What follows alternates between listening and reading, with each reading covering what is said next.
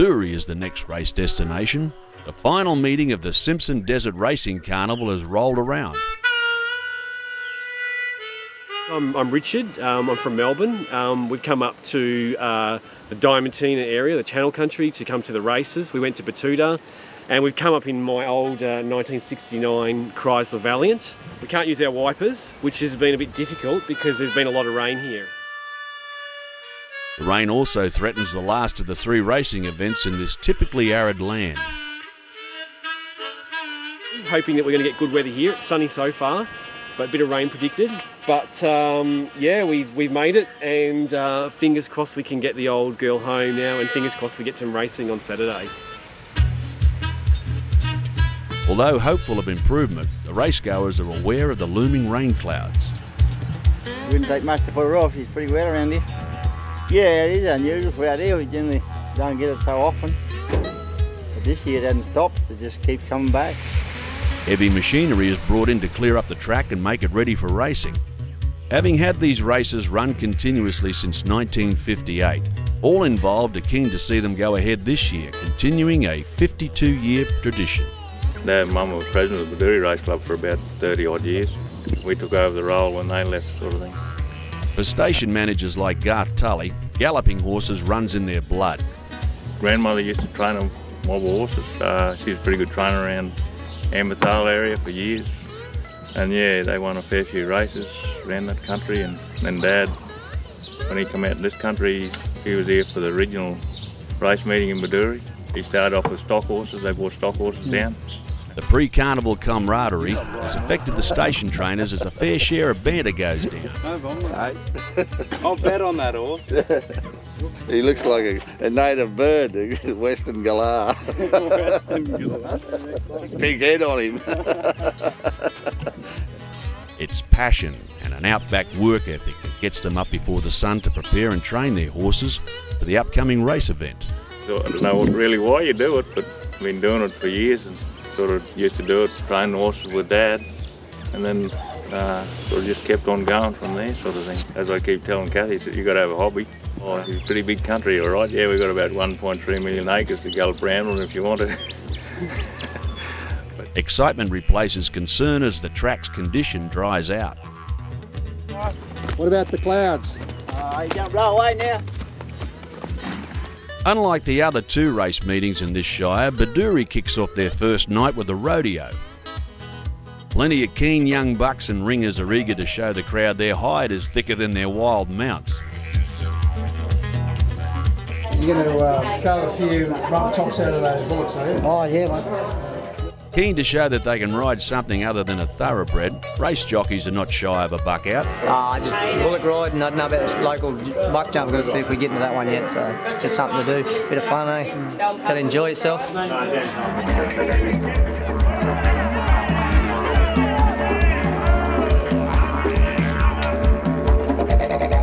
Crowd wonders how these modern-day gladiators can tolerate the ill effects of gravity.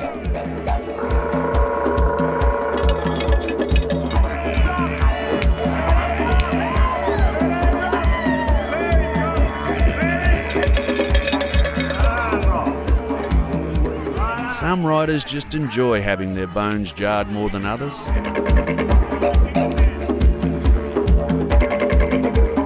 It's a very rare talent when one can ride rough and put on a comedy show all in one.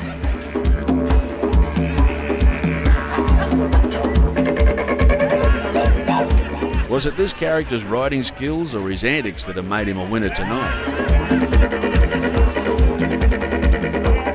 Some don't come off so lucky. Is injury accepted like a trophy? The sun's rays have charged the spirits of the race organisers. Very fortunate, Garth, to have the weather clear up. Yeah, no, it's good. Yeah, no, it's blue skies and everything's going well at the moment, so that's good, mate. Eh? The track is dry and ready to drum to the beat of hammering hooves. The first of the Bedourie races explodes out of the stalls and into far western history.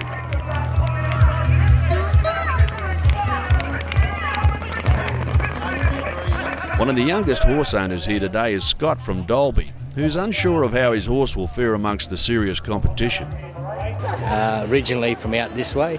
Actually just bought a horse there a couple of years ago and just figured we'll come out here for a bit of a trip and stick him in a few races, and yeah, he's done what he needs to do, yeah.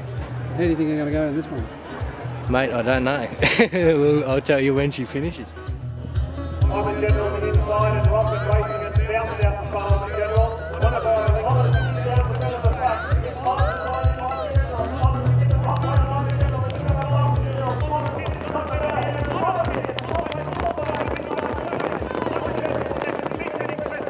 Well understated is that Bedourie is an important meeting ground.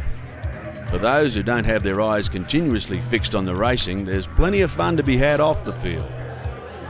Whether it's picking the next winner, having a yarn with some mates, or nominating for the Ute Muster, these folks know how to have a good time. The trainer's sharp eye measures the form of any likely field leaders.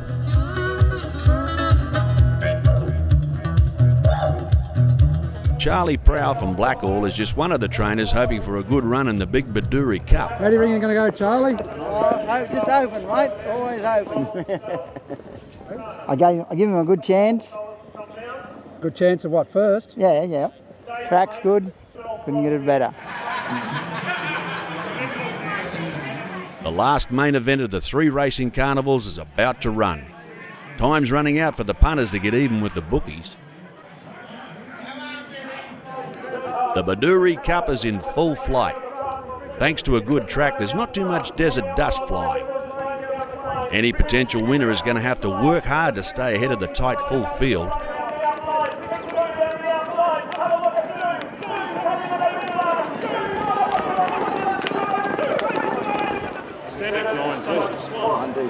Here's one blissful trainer from Taroom.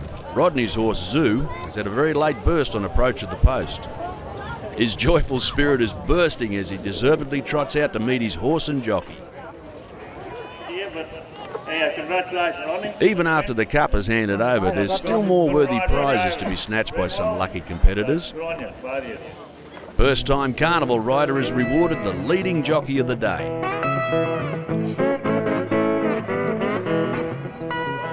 The lovely ladies line up for the fashions of the field. What do you old fellas think of those pretty young fillies lining up there? Pretty nice they are. Yeah. I would like to be 30 years younger. You know that she's a ringer from Glengyle? No, I didn't know. Fashions of the field is a much-loved tradition out here, even amongst the red sand. These ladies don't mind getting their shoes dirty. My name's Angie and I work on a station. We've got to get dressed up and just have a go, I guess.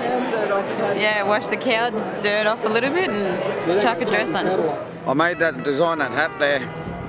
Took me a long time, but she's very impressed with it. It looks like you're inspired by confusion. Yeah. Another of the many competitions out here is the Bedourie Outback Ute Muster. Utes from far and wide are put on display in an attempt to take out one of the many prestigious titles, including Best Outback Ute, Best Bull Bar Ute, and Best Mongrel Wagon.